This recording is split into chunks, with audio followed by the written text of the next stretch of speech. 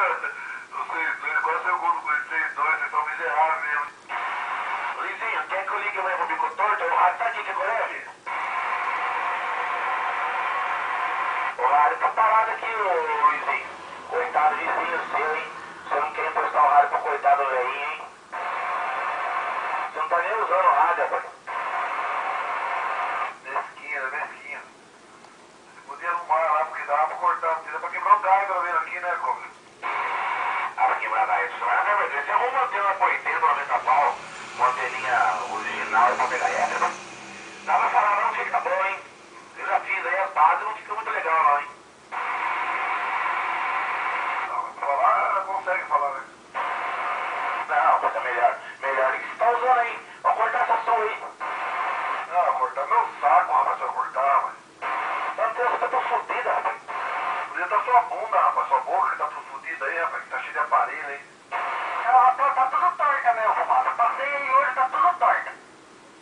Ô, Luizinho, você não vai prestar o rádio pro Bico Torto? Torta aí de velhice. Ô, Luizinho, você não vai prestar o rádio pro velho, pro Bico Torto? Ele já comprou a rádio, ó. Oi, rapaz.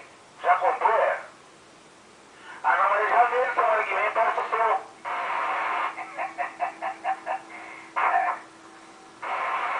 Vende. Viu? Eu posso ligar pra ele amanhã? É só ligar amanhã pra ele e falar que eu vou levar o seu rádio pra ele?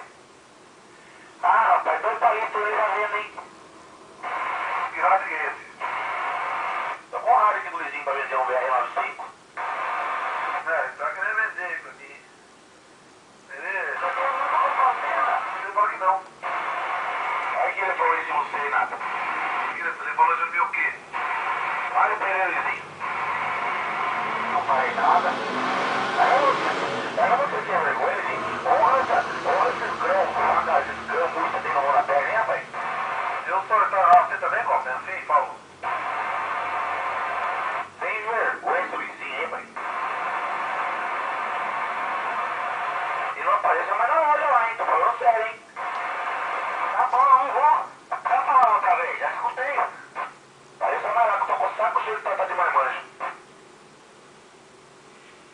Então vai lá pedir as coisas pra mim. Levar as coisas nunca você vai.